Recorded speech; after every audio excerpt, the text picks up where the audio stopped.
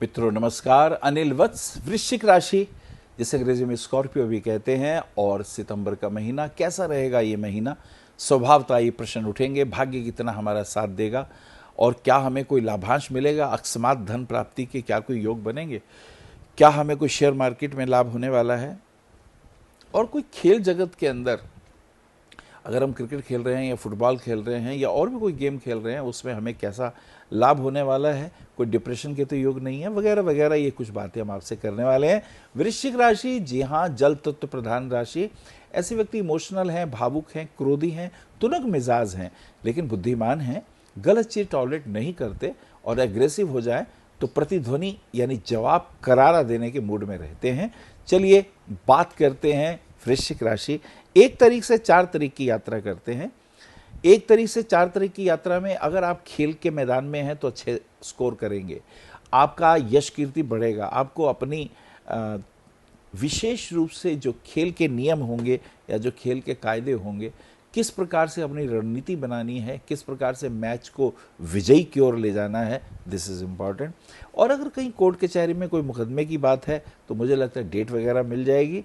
और हाँ, इसमें एक चीज़ और भी बहुत इम्पॉर्टेंट है, क्योंकि ये राशि जो आपकी वृश्चिक है, इसका स्वामी इस वक्त बिल्कुल 6 हाउस में है। और वो ऐसी स्थिति में क्या होता है कि खामखा कर्जा है, देनदारी है, कहीं कोई टेंशन थोड़ी बहुत आ जाएगी, लेकिन उसको इजीली लीजिए, ये समय गुजर जाएगा।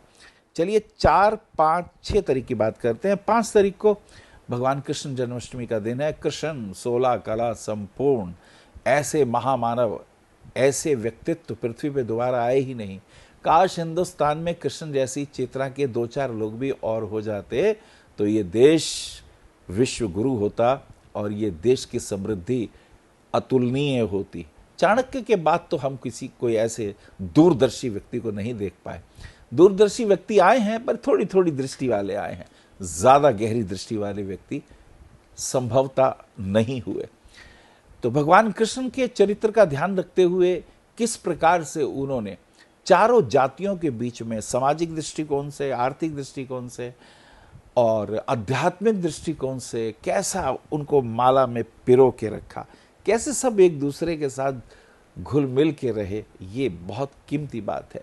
और कोई शत्रु हो उसे एक बार मनाने की कोशिश की गई, और अगर कोई आताताई हो, कोई दुश्मन हो, कोई देश हित के विरोध में हो, क्योंकि देश हित सर्वोपरि, तो ऐसे व्यक्ति को कृष्ण छोड़ते नहीं थे। ऐसे व्यक्ति को दंड तत्काल देना चाहिए, लंबित ज्यादा लंबा नहीं खींचना चाहिए, ये कृष्ण की नीति रही। चलिए बात करते हैं 1 तारीख से लेके 4 तारीख तक की हमने बात करी। 4 से लेके 8 तारीख तक की बात करते हैं।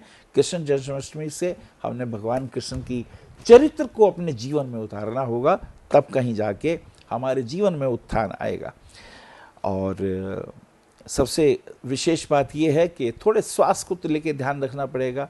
वाइफ के साथ हो सकता है कहीं परिक्रमा करने जाएं, कहीं वृंदावन के दर्शन करने जाएं, या किसी और पहाड़ पे जाएं भगवान के दर्शन करने, या किसी गुरुदेव की कथा हो तो वहाँ कुछ शुभ धार्मिक कृत्यों में आप भाग लेंगे, ऐसा कुछ उसमें महसूस हो रहा है। चलिए आगे यात्रा करते हैं। 8 तारीख से लेके 11 तारीख तक की बात करते हैं। ये समय बहुत अच्छा है, काम में मन लगेगा, जोश पूरा होगा, उत्तेजना भी होगी, जोश भी होगा। दृढ़ संकल्प के साथ, आस्था के साथ हमें अपने व्यापार को आगे बढ़ाना है, उसमें लाभ होंगे। अगर किसी के साथ मिलके कोई बिजनेस की रूपरेखा बन रही है तो मुझे लगता है वो रोक दे। पार्टनरशिप सूट नहीं करेगी, करेंगे तो लॉस हो जाएगा। This is very important. और अगर किसी भी मित्र को ऐसा हो जिसको कोई रुपया मांगता हो, आप दे देंगे तो वापस नहीं आएगा। इन बातों का ध्यान रखें, क्योंकि छोटी छोटी बातें कल कोर्ट कचहरी बन जाएं, कल कलेश बन जाएं तो वो आपके लिए दुखदायी होगा। तो इन बातों का आप रखेंगे ध्यान। चलिए आगे चलते हैं। 11, 12, 13 तारीख की यात्रा करते हैं। अमावस का दिन है 13, कुंभ स्नान है। जी ये बहुत पवित्र डेट है। इस दिन स्नान करने से आध्यात्मिक लाभ होता है, और ये लाभ जो है वो निश्चित रूप से स्वास्थ्य के दृष्टिकोण से अच्छा है, बच्चों की शादी नहीं हो रही उस दृष्टिकोण से अच्छा है, बिजनेस में लाभ नहीं हो रहा उस दृष्टिकोण से भी अच्छा है, और आध्यात्मिक दृष्टिकोण से तो शुभ है ही है। अगले चलते 14 और 15 तारीख की यात्रा करते हैं। इसमें मंगल का सिंह राशि में प्रवेश हो जाता है।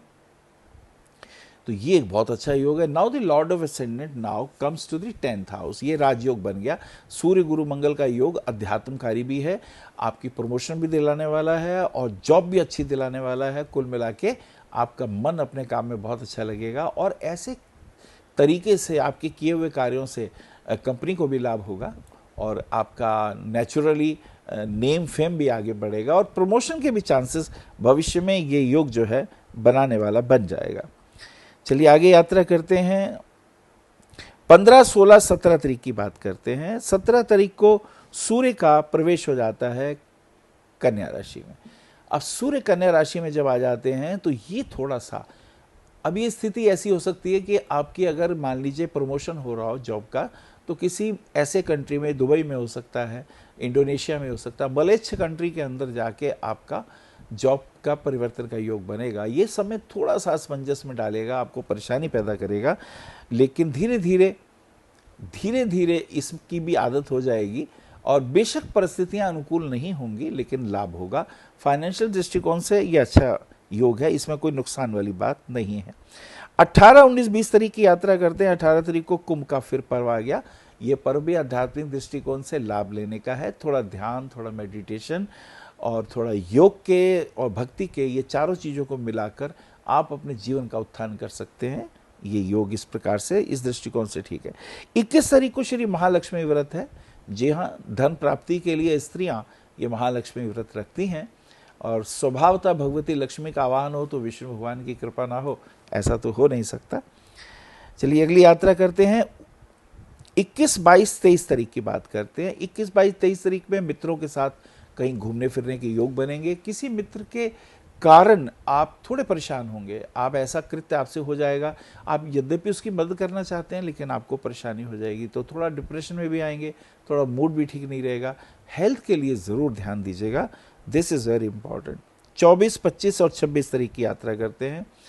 ये समय धीरे धीरे अब पॉजिटिव होता जा रहा है और ध्यान रखिए कोई वायरल इन्फेक्शन ना हो जाए, क्योंकि ऐसी स्थिति में 2-4 दिन परेशान होंगे आप।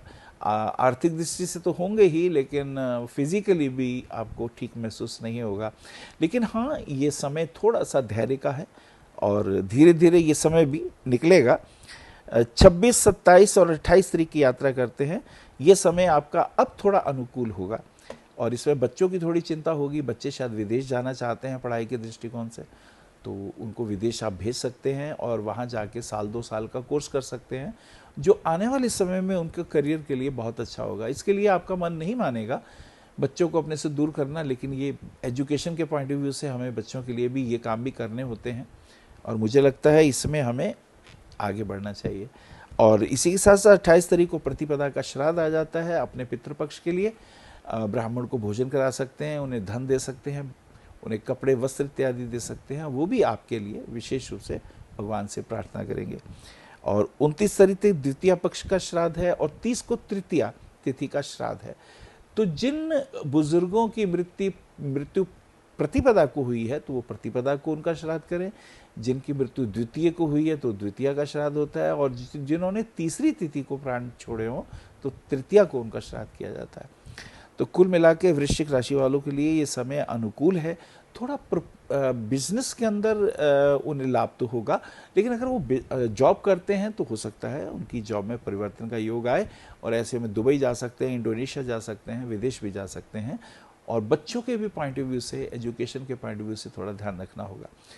लेकिन वृश्चिक राशि वालों को थोड़ी डिप्रेशन से आउट होना होगा, क्योंकि शनि का वृश्चिक राशि में होना परेशानी पैदा करता है मानसिक रूप से भी, लेकिन घर गृहस्थी के अंदर थोड़ा तनाव से हमें बचना होगा, क्योंकि ये छोटी छोटी चीज़ें हमें परेशान कर सकती हैं। ऐसे में हनुमान चालीसा हम रोज़ पढ़ सकते हैं, हनुमान जी के मंदिर में ध्वजा लगा सकते हैं, और हनुमान अष्टक का पाठ करने से तो निश्चित रूप से लाभ होता ही है।